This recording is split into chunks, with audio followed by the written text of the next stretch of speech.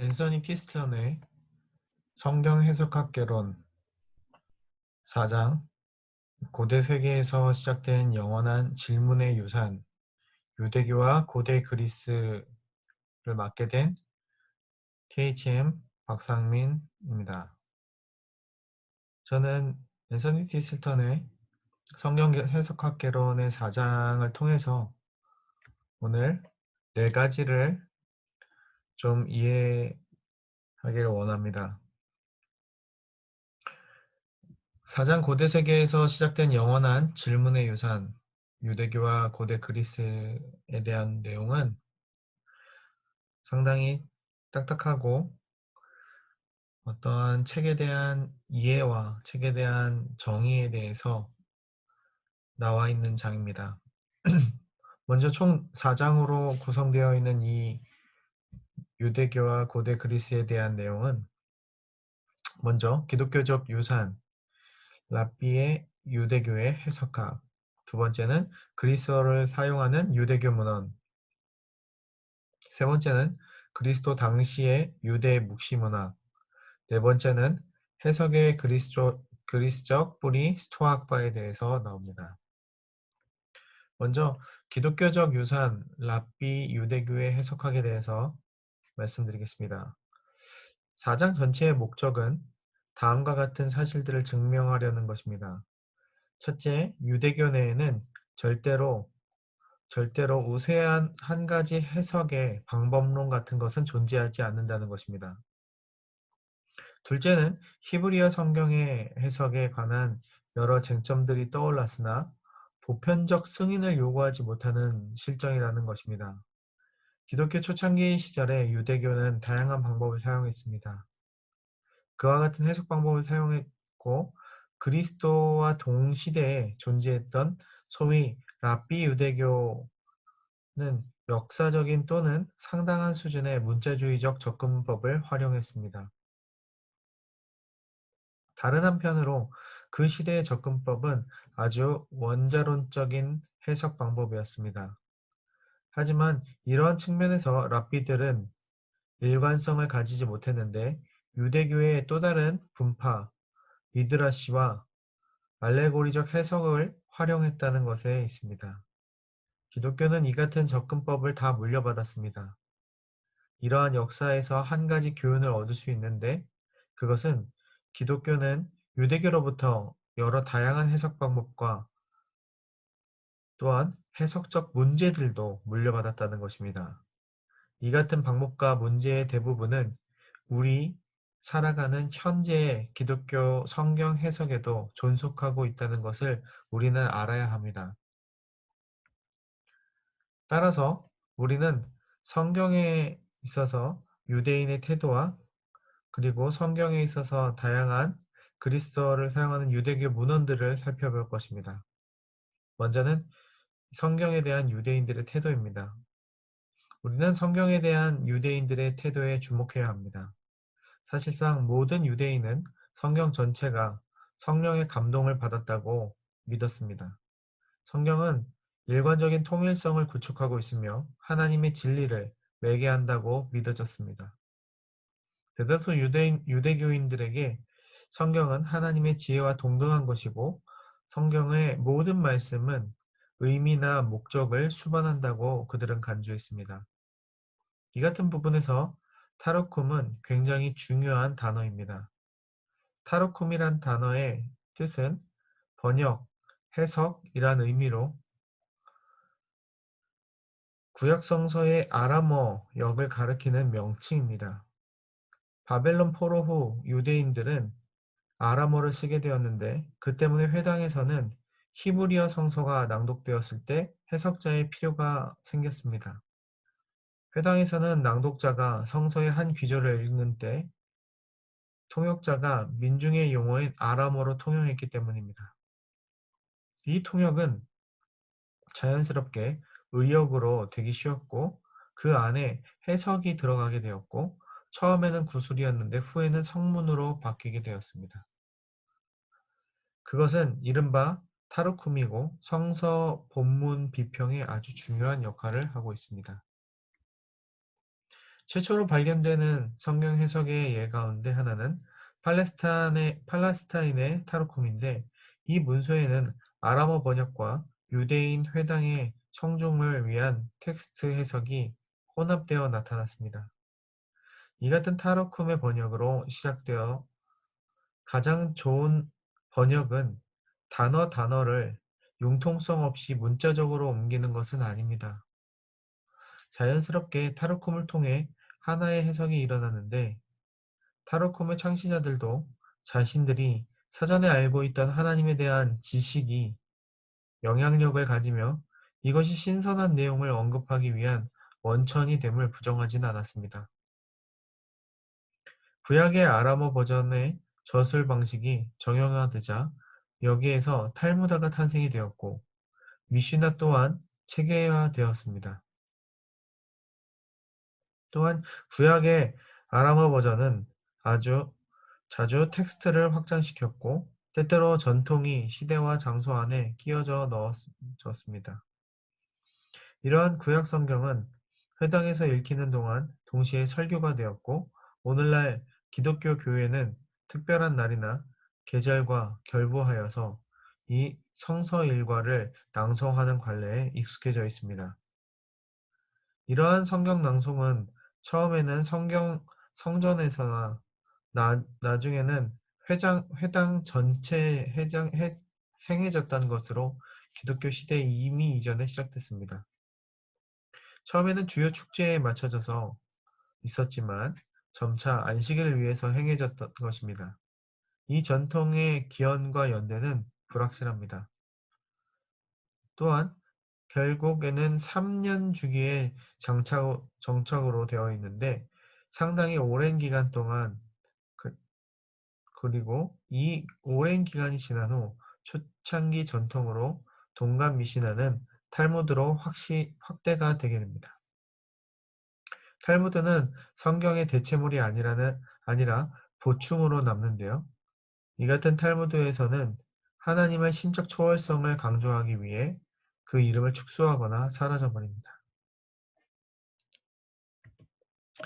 성경 해석의 초창기 사례 가운데 하나는 사해사본이 발견된 쿰란에서 기원합니다. 쿰란 공동체는 전 기독교 시기에 번성했던 독특한 비전통 유대교였는데요. 이 공동체는 랍비 유대교와는 분명하게 구별되어야 합니다. 그들은 스스로 성경의 계시를 담기에 가장 적합한 은혜 입은 그릇으로 간주했습니다.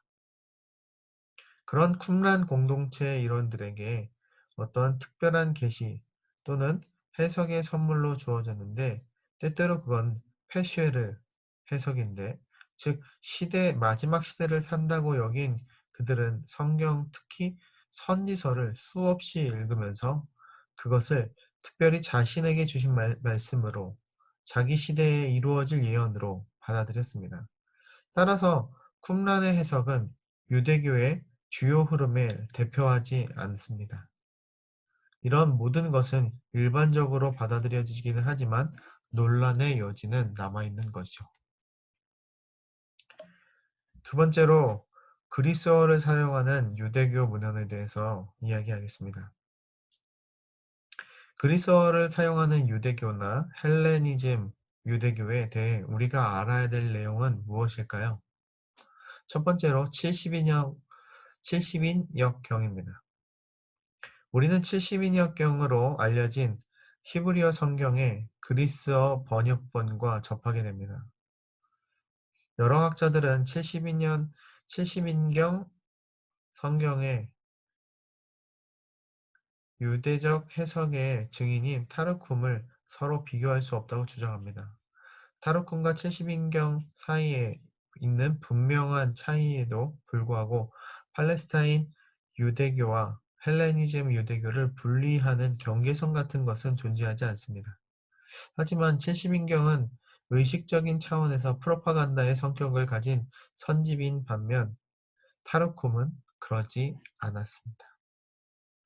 또한 70인경은 히브리어 텍스트가 견지하는 신인 동형론을 회피하는 경향이 있으나 몇몇 학자들은 이런 통상적 관점에 동의하지 않습니다.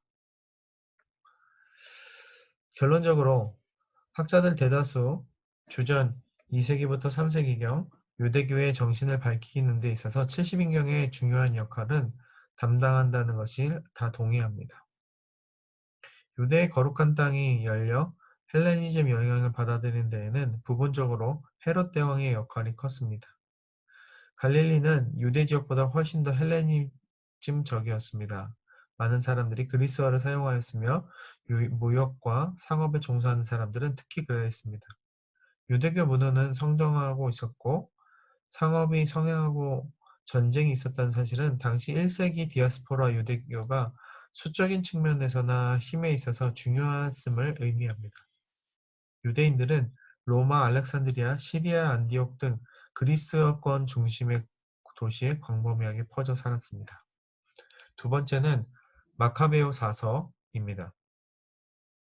고대 그리스 비판 양식을 갖춘 유사 철학적 논고인 이 마카베오 사서는 설교의 중요한 요소도 가지지만 그리스식 웅변을 잘 보여주는 훌륭한 작품입니다. 이 작품은 마카베오 왕조의 순교자와 애국자들의 이야기를 수집해 미화한 것이었지만 동시에 이성과 우위성을 주장하는 목적도 가집니다. 마카베오 사서에는 영혼 불멸성에 대한 교리가 보이지만 이것은 하나님만 행위자가 되는 부활 개념과는 거리가 먼 것이었습니다. 이 작품은 순교자들이 가진 속죄적 힘을 높이 찬양하면서 엘레아자르와 소크라테스를 그 순교자의 반열로 두고 있습니다. 세 번째는 지혜서입니다. 이 책은 하나님에 대한 믿음을 수호하고 우상을 공격하지만 그리스적인 수사학 방법을 사용해서 그렇게 하고 있습니다. 마케베오 사서와 마찬가지로 부활보다는 불멸성을 가르치는데요. 우상 숭배에 대한 비판은 바울의 로마서 1장부터 18절, 1장 18절부터 32절과 유사하며 이 책은 회당에서 이루어지던 설교의 표준적 모델을 제공하는 듯합니다. 그리스어를 사용하던 유대인들은 플라톤주의의 매혹을 잘 설명하지만 유대교 성경 해석의 일차적 모델로는 볼 수 없습니다. 다음은 아리스테아스 서신입니다. 아리스테아스 서신은 이미 우리가 본 대로 70인경의 기원에 대한 목격자적 설명을 제시합니다.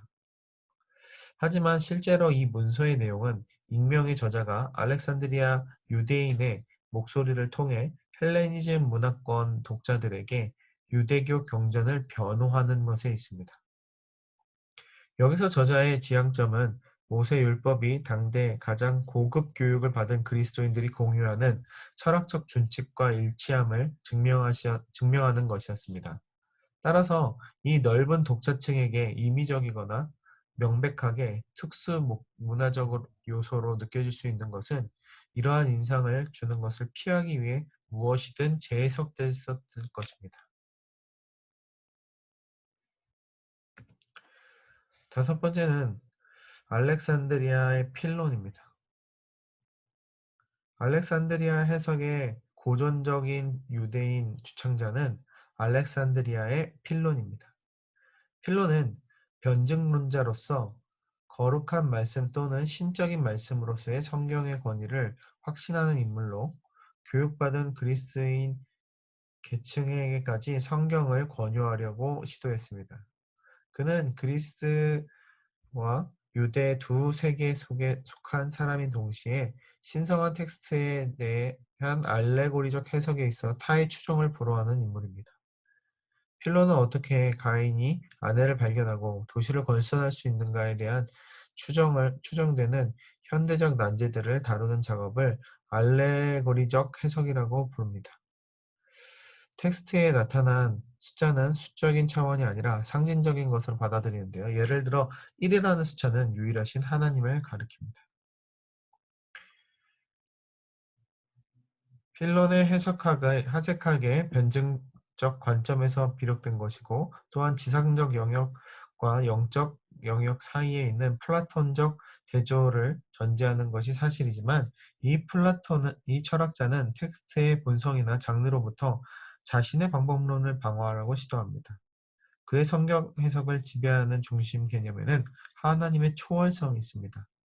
성경과 유대교에 충실하려고 한 동시에 플라톤주의, 스토아주의, 신피타고라스주의 포함해 그리스 철학의 정통에 있던 로마의 지식인 계층에게 유대교를 권유했습니다. 그의 영향력은 교부들에게 간접적으로 전달되었고 또한 그는 이교적 우상숭배와 그것의 결과에 대한 바울의 비난을 공유했습니다. 필론이 남긴 문헌은 방대한 주제를 망라하는 동시에 또한 그 양도 상당합니다. 여섯 번째는 플라비우스 요세푸스입니다. 그는 예루살렘의 제사장 가문에서 태어나 바리새인, 사두개인, 에세네파 등 방법들을 공부했습니다. 19살에 바리새인이 되었으며 32살에 로마로 여행을 갔는데 이때 감금 상태에 있던 제사장들을 석방시키려고 노력했습니다.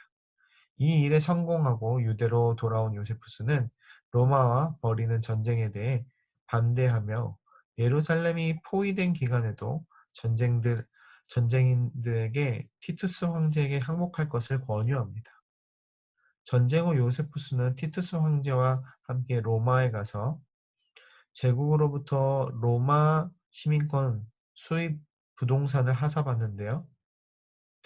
또한 유대 전쟁사 생애라는 작품은 강경한 찬성론을 보여줍니다.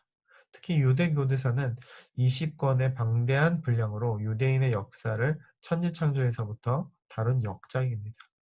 하지만 성경 해석자로서 요세푸스는 로마의 적대적인 몇몇 부분을 성경으로부터 삭제했다는 오점을 남깁니다.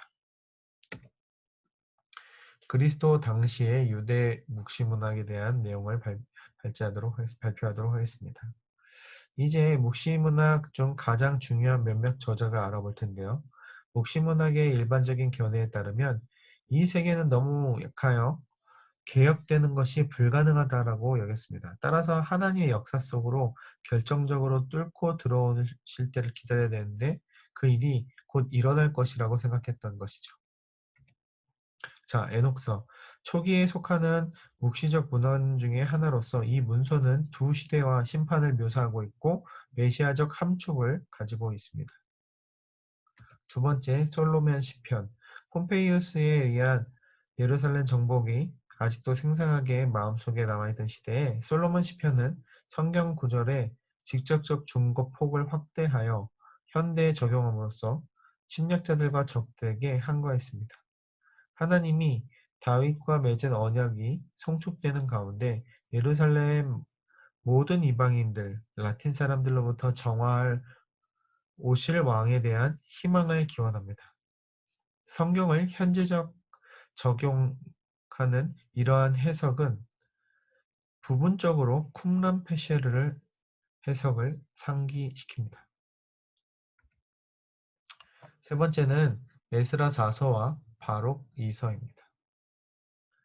종말론적 전망을 보여주는 두 문헌, 에스라 4서는 다니엘서에 포함된 무시적 텍스트를 상기시킵니다. 비전에 집중한 에스라 4서는 비전에 집중한 에녹 2서와 대조적으로 이스라엘에 다루시는 하나님을 묘사함에 있어 역사적 관점을 취합니다. 의심할 것이 하나 없이 비전의 전달에 집중하는 책들은 상징적인 해석에 아주 적합한데요.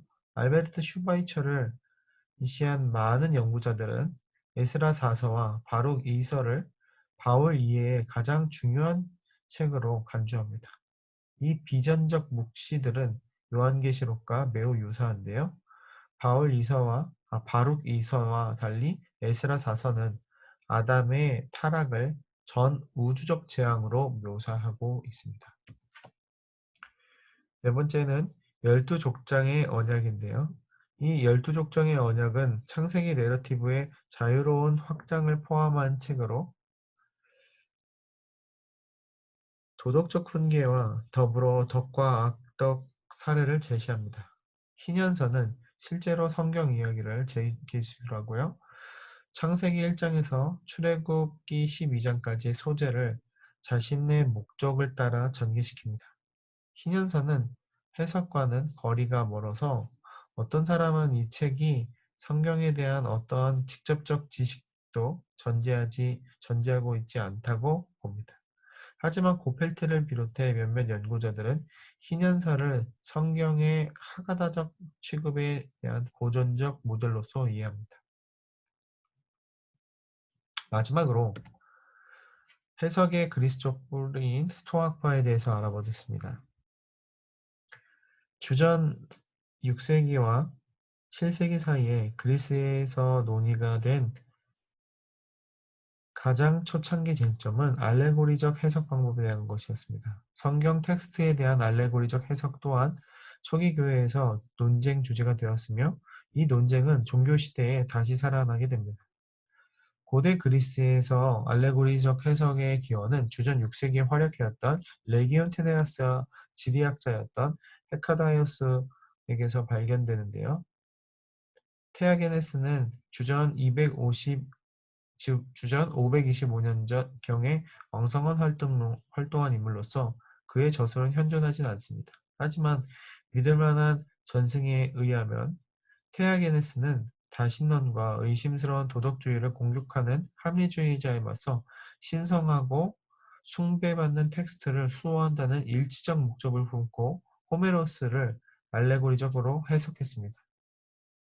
주전 5세기 람프사코스의 메트로도스는 호메로스의 신들에 대한 이야기를 인간 신체의 일부로 지시하는 알레고리로 이해했습니다. 스토아파는 창시자인 제논은 이런 방식으로 헤시오도스를 읽어내는데요. 클레안테스는 파르테논의 자연의 힘으로 제우스를 자연을 지배하는 신적 힘으로 이해했습니다. 초기 스토아 철학자와 수사학자들도 알레고리적 해석을 활용했는데요. 하지만 플라톤은 알레고리적 해석을 사용하는데 엄격한 제한이 필요하다라고 태도를 보였습니다. 즉, 알레고리적일 수도 아닐 수도 있는 텍스트를 알레고리적으로 해석한 것과 그 자체의 알레고리적인 텍스트를 구분해야 한다는 것입니다. 알레고리적 해석이란 텍스트의 문법적이고 정상적인 일상을 사전적인 의미로 다른 의미를 전제할 수 있는 그 해석 절차를 지시하는데요. 그러나 알레고리적 해석은 근본적으로 독자나 해석자가 텍스트의 기저를 다룬다는 입장과는 구별됩니다. 알레고리적 텍스트란 일상적이고 평범한 언어를 사용해서 상징적으로 보여주는 그러한 의미를 말을 하는데요. 플라톤은 호메로스의 몇몇 구절들을 문자적, 묘사적, 지시적으로 언어보다 더 심층적인 신화론적 의미를 전달할 수 있다고 주장했습니다. 플라톤주의 철학자들에게 알레고리적 해석에 대한 평가의 입장을 따라서 나누는 경향이 있는데요. 왜냐하면 이론적 차원에서 거부와 실제적 차원에서의 수용 차이의 차이를 보이기 때문입니다.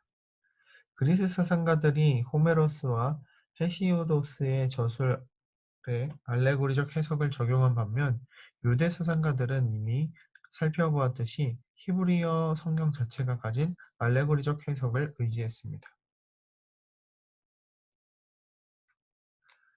그리고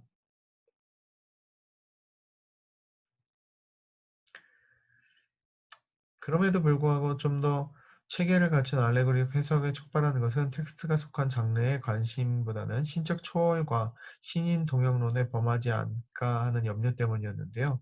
움베르토 에코의 지적에 따르면 필로는 텍스트의 초점을 특수하고 시간에 매여 있는 상황으로 일반적이고 철학적인 원리 차원으로 확대시키기 위해 알레고리적 해석을 활용했습니다. 하지만 대조적으로 알렉산드리아 교부들이 사용한 알레고리의 역효과, 다시 말해 텍스트의 초점에 특히 기독론적 적용에 있어 협소해지는 역효과를 낳았죠.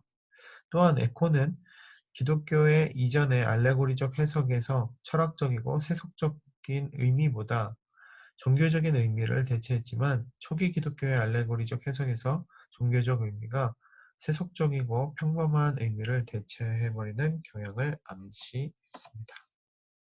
여기까지 4장